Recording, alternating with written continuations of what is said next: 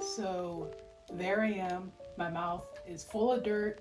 Owen Wilson is butt naked, and that baby still has the priest in a chokehold. And I'm just thinking, wow. So we're really not gonna watch the new Spider-Man together? All right. This is how it happens. So then after that, I was like, okay, so I'm gonna try to get us a way out of here. And you know, I've been having this feeling that someone wants me to record a best games that I recommend for playing on the Nintendo Switch video. You know, I'm sorry guys, but I gotta end the stream right there. So I'll see you in the next video, okay? Bye! Hey there, it's Brenny Bun. Today we're gonna have some fun with me telling you what you need to buy for your Switch. Because taking advice from a stranger on the internet is something that we do nowadays. But I gotta find my horse first. My sweet, dear Elizabeth, who I kept in this cave. She's just so beautiful. Yeah, I did almost kill her a couple of times. But it's no big deal. It's not like anything bad happened to her. Oh my god. What I really like about this game is that it has a really expansive inventory. Like there's so much stuff you can put in your pockets, and you have so many clothes, and you can even like run around naked. Like no one would even care, not even that little child over there. And you can fly around on chickens, and you can torment this poor old lady by jumping in her garden, and then she tries to kill you. And you can also buy a bunch of items from a bunch of different areas in the game, because the map is huge on this game. There are so many diverse places you can go. You can just climb a mountain and there's like no problem. Wait, what is it? Isn't that the thing from Incredibles? And there's so many different types of enemies in this game, and a lot of different ways that you can destroy them. Like you can just kill them with wind. Let's see. Okay, so we use the ground, and then there's water over there, so we're going to swim it as an escape and use that guardian over there, and then we're going to hit that, and then over there, and alright, time to execute. You can even just like jump out of nowhere and kill them while they're sleeping, and if you fail, you can always try again on a different enemy, which is always great because we believe in second chances. And you can also go for a stroll in the woods, and it's just, oh my gosh, he's throwing rocks at me, he's trying to kill me. Oh, they're falling from the sky, oh my god. But it's fine because it's not like any other enemies will show up. Oh, okay, there's one. Oh, there's another one, okay. And another one.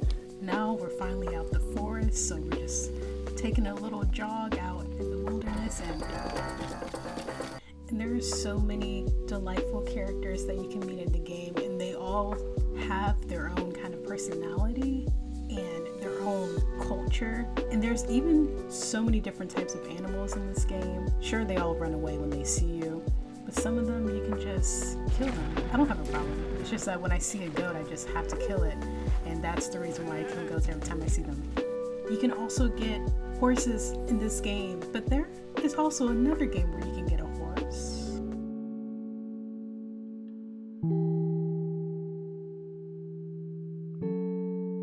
Yeah, I don't care if it's basic, if I have Stardew Valley on my list of games that you need for the Switch, but it's a staple. It's kind of like a basic white tee that you have in your closet. You need that to match with other outfits, obviously.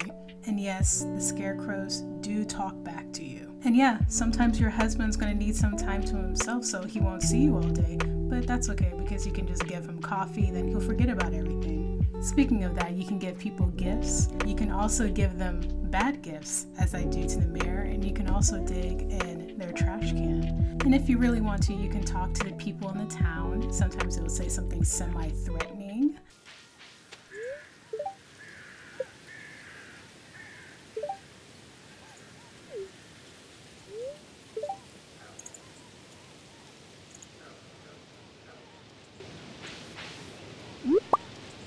But there's so much stuff that you can buy in this game. You can even upgrade your house, upgrade your farm, and you can even buy weapons at one point. And there's also a person that comes over to give you rare ingredients. There's even a feature where you can look at your different level of skills, even your hoe efficiency. There's even a helpful tool to help you see what your relationship status is with everyone. And as you notice, there are people that are single. You can also craft a bunch of stuff in this game. And you can go down to the mines, get money that way by collecting quartz. And there's even a fighting mechanic in this game.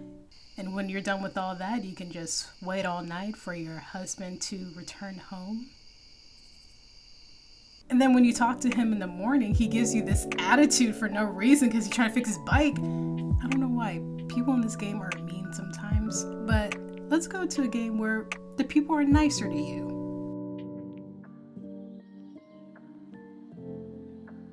I'll be the first to admit it, I still haven't finished this game, but believe me when I say that you need this game in your life. Your job in this game is to provide the passengers Maslow's hierarchy of needs by giving them love, you give them good food, and some of them like specific kinds of foods, and some of them just can't get enough of food. Sometimes you'll try to hug them and they'll say, I don't really feel like it right now. But a handy tool to use is looking at their mood board to see what their likes and dislikes are. Even shows you what kind of mood they're in. And on occasion, they'll give you gifts just for no reason because they're nice like that. One of the main aspects of this game is that you're building this ship, and you're not only building it for the comfort of your passengers, but you're also building it in order to make resources. For example, you can plant various kinds of plants using various kinds of seeds, and you can play the hardest mini game that I have ever played in a game. You can also cook in this game. We made food! You can also go fishing, and it's way easier than Stardew. You can forget all of color theory and change the colors in your outfit. And like Legend of Zelda, this game has a huge map where you can just go anywhere that you want to. And by doing so, you can get other stuff that you probably wouldn't find in the water. And there are so many islands that you can visit to gather more resources to get like wood, as well as ores and more. And you can visit towns with the most charismatic spirits. I feel like the less you know, the better. I just wanted to give you a gist of what it is. I think we should venture to another game that has friendly spirits.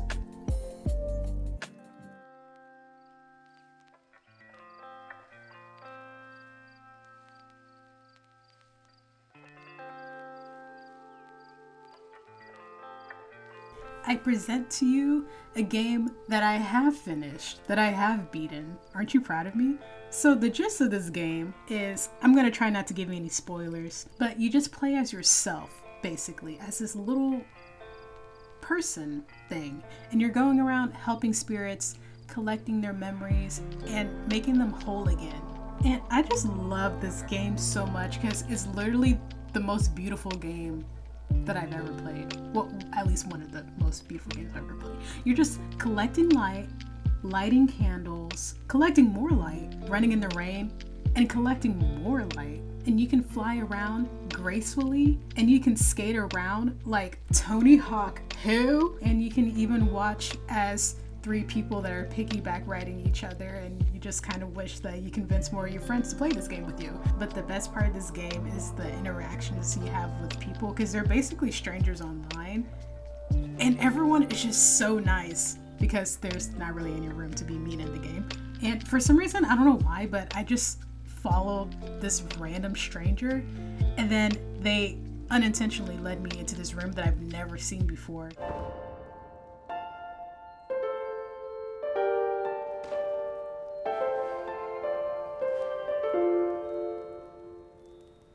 And then I decided to be annoying.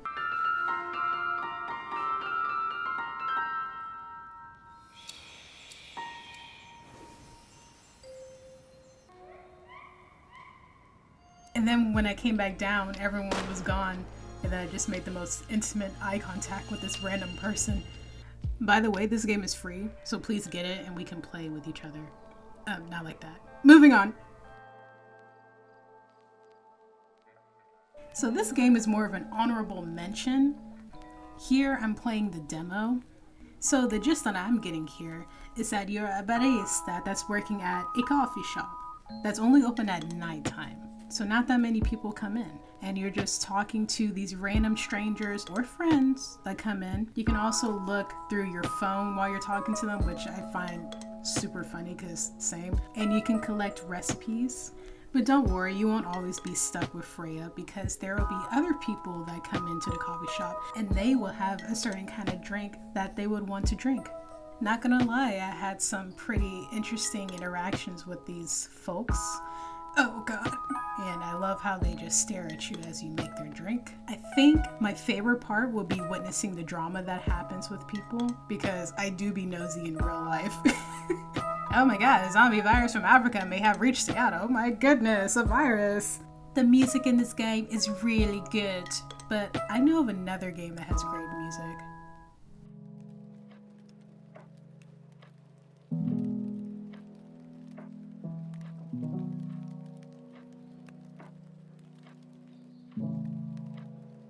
So if you love rhythm games like me, this is the perfect game for you. Of course, I'm not going to give you any spoilers, because what kind of person would I be if I did that to you? You can either play by touch or using buttons. Why would you use buttons? So here I am showing you what it's like to use the buttons and how horrible it is. Yeah, I didn't do great. But in fairness, I usually do it by touch, and I do it so well. You're just gonna have to believe me. I do better than this. The music in this game is just so beautiful. Wait, did you guys know that I can play the piano? Oh, give me 1 second.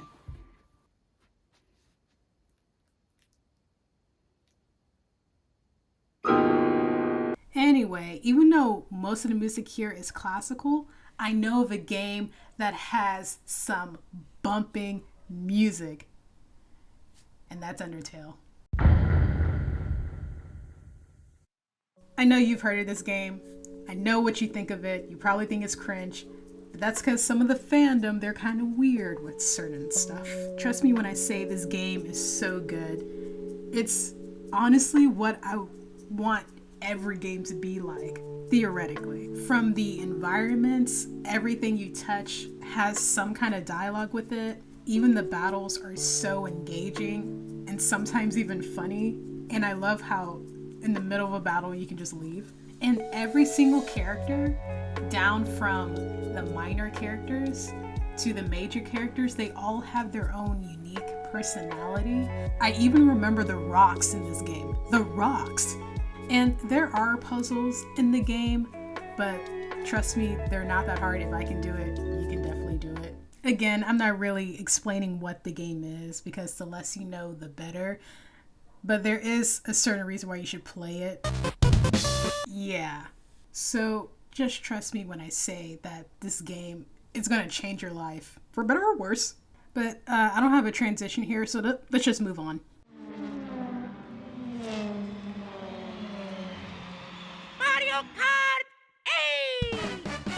If you know Nintendo, you know what Mario Kart 8 is. We've all heard of it. She's that girl. We all want to be her. But if you don't know what Mario Kart is, you're basically racing against computers. Or if you want to ruin your real life relationships with people, you can also play against your family, your friends. And I don't know why, but I just kept getting struck by lightning. I don't know if Zeus and Thor were just going at it or something. But I just find it so funny that you can just make enemies in the game, even if they're computers, and they'll just be screwing you over and over and over again, but you can get back at them. And I made enemies with Wendy for no reason. I mean, it's just a game, right? But I think we need to talk about the triple kill I just did right here. Legendary moves. But the best thing about this game is just winning first place over and over. We don't talk about the time that I got second place. We don't talk about that. But yeah, I won the gold. Hold your applause, please. Hold your applause. Since I reached my high, I want to show you the lows that I reached.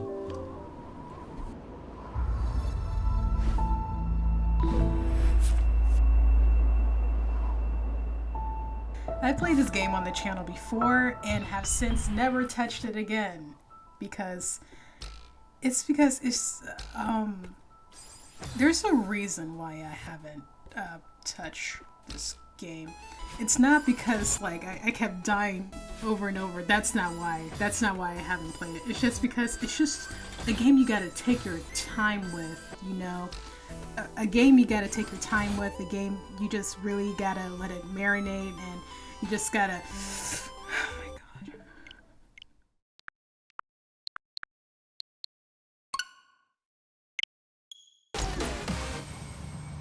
Whoa!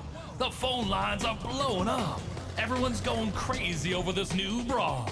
Let's see what all the hubbub is about. Come on. This is another game that I played on the channel, and basically all you have to do... Knock out more opponents than the other team to win. Well, he explained it. You're basically going to different worlds, different arenas, and battling other players in real life and playing an epic game of dodgeball. But this game is so fun. It's just like, I don't even know how to explain it. They really like balance a rage game, but with fun somehow. And look what I'm about to do right now.